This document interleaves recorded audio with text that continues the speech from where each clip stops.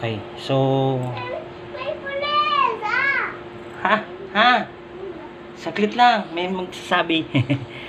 Magsasalita. Okay.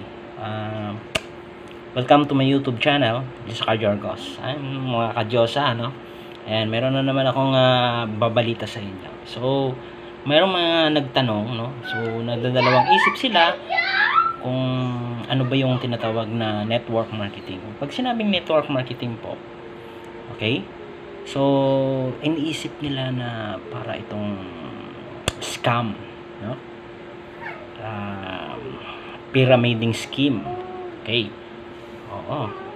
Tapos, gagastos ka. Ganun. Yung mindset nila, parang akala pag dumating, diba, sino ba namang sasali dito kung yung mindset mo, diba? Bakit karamihan ng mga network marketing talaga ay sumasali sa networking, no? Yung iniisip nila na siguro yung mga hindi nakapag-experience about sa network marketing, yung mga naririnig-rinig lang nila sa iba, no? Sabi nila is alam ko na yan, di ba? Dapat pag sinabing alam ko na yan, dapat sumasali ka na, di ba? Pag alam ko na yan, sinasabi mayaman ka na, dapat ganoon, ano? Pero hindi, yung mga nagsasabi na alam ko na yan, yung hindi pa sumasali, never. So paano nalaman niya na hindi nga siya kasali? Okay? So, di ba? Magtanong po kayo sa mga naka-experience ng network marketing. Sasagutin din naman kayo ng totoo niyan eh. Kung kumita ba siya, hindi siya kumita, di ba? Okay. So, actually, no, sa mga ganitong industry, structural, ibig sabihin, naka-structure siya na ikaw may yung tinatawag na upline, tapos may mga downline under your name, organization. So, in network marketing, no, masasabi nating networking, no, this is a process of distribution of the products. Dalawang klase. Yung una is to direct selling. So, ginagawa natin yan every day, no? Yung pagbebenta, no? So, that is the one of the way to sell the products, to distribute the products, to transfer the products to another client, diba? Selling, ganon, pagbebenta. At isa sa mga paraan, the one way is other way is to build a network or build a group of people or huge people to distribute the products. Ganun lang. Ibig sabihin, kung may mga tao kang mga nakuha, hindi po ibig sabihin ng pyramiding na kaagad, no? Ibig sabihin, gusto nilang kumita. Same thing din ang nangyayari sa'yo. Ang magkagandahan nito, under your organization or under your name, nagiging effortless ka na kasi bakit? Tandaan natin, yung benta nila, parang benta mo na rin. Tandaan natin, benta nila, benta mo na rin. So, may tinatawag na sales group. Sales group. Pag sinabing sales group, grupo po kayo na nagbebenta. Yun po, yun ang ibig sabihin. Okay? So, para medyo, di ba? Pagka meron kang mga tao under your organization, under your name, na nagbebenta, di ba napakadali? Kung minsan, di mo na binibigyan ng effort yung pagbebenta dahil meron ng nagbebenta under your organization. Ano binibenta nila? It's either package or patingi-tingi. Di ba? So, yun yung ibig sabihin. No? Sa kaalaman ng lahat. Ang network marketing, napakabilis po ang kitaan dito, no? Unlike po sa traditional na negosyo, kailangan po pagbili mo, kailangan mo pa maibenta bago mo mapagkitaan. Dito po, bumili ka pa lang ng package, worth it. Meron ka na kagad negosyo, and then pagbili mo pa lang, meron ka ng kita. Kasi nasisistema po 'yon, no? Meron tinatawag na kasama po 'yon with your code. Ang maganda dito sa business na big time. Pag sinabing big time, ano yon? Meron kang tinatawag na website. Pag sinabing website, no? Kulang lang po yung 50,000 mo para makapagbukas ng ganito. Ang kagandahan nito sa network marketing, napakaliit. Minimal lang po ang minimal, ibig sabihin minimal, maliit lang ang puhunan. Meron ka ng website, no?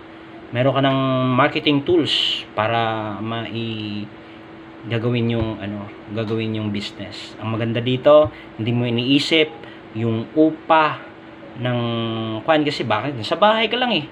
No? Hindi ka na kailangan maghanap ng madaming tao para swelduhan kasi yung mga tao under your organization, hindi po ikaw ang nagsisweldo noon. Kumikita po sila through commission. Ibig sabihin, may nabebenta din sila. Pag walang benta, walang komisyon. Ganun lang. 'Di ba? Parang trabaho. Hindi ka nakapasok. 'Di ba? Absent ka. Paano ka suswelduhan? Wala kang sweldo kasi hindi ka pumasok. Ganun po siya. So, kailangan mag-effort ka rin, no? Hindi porket sumali ka dito, pwede ka nang yumaman. No. Hindi po namin sinasabi yan na instant yayaman ka na dito. No. Ang sinasabi namin, kaya nga tinatawag na networking. Nagkakaroon ka ng net by working. Yan. Ano yung sabihin? Pero, not all the time na ikaw po ay yung laging nagbebenta dito. So, darating ang time, nakuha mo yung mga leaders under your name, hindi ka na mahirapan. Mag-observe ka na lang, monitor ka na lang sino yung mga kailangan tulungan. Yun lang naman eh, tinutulungan mo lang yung mga downline mo para kumita. Pagka kumita na sila, so, wala kang choice, kikita ka din. Ganun talaga sa network marketing. Ang maganda lang nito, medyo nauna lang yung iba, no? Pero, tanda natin, walang nauna, walang nahuli. Kahit nahuli ka po at sobrang sipag mo sa ganitong industry, gawaing tamad, gawaing tamad. Sabi nga nila, di ba? Gawaing tamad. Tama ito. Ito yung concept na para sa mga tamad. Para sa mga walang oras. Tama. Walang oras. Di ba?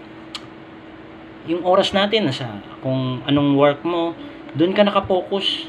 Pero dahil ito ay sideline or binibigyan mo lang siya ng konting oras, 'di ba?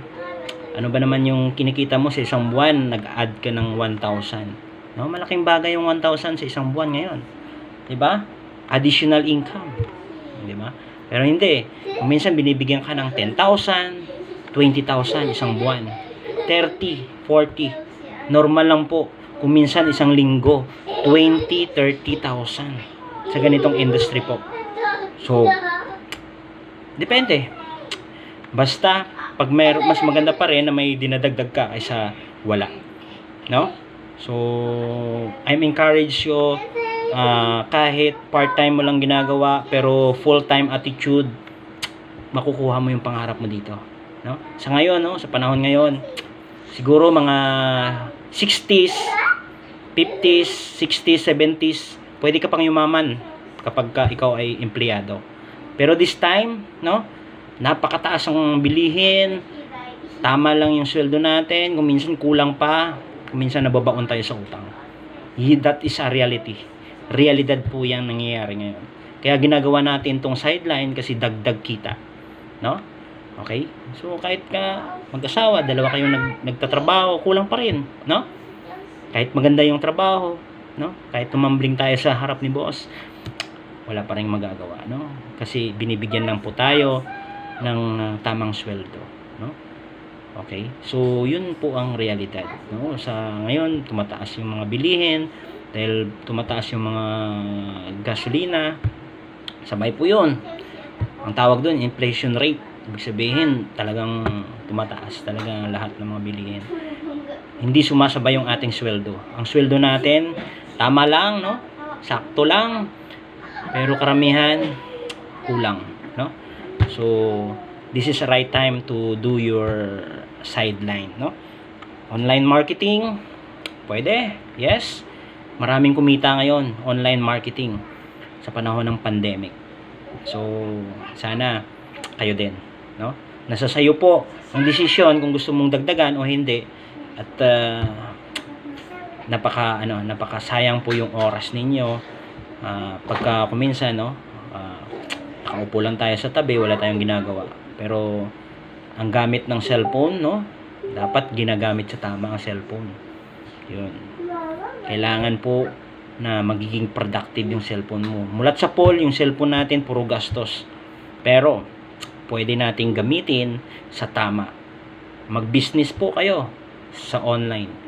Okay? Maraming salamat. I'm Joseph Cardier Ghost. Welcome to my YouTube channel. Bye-bye!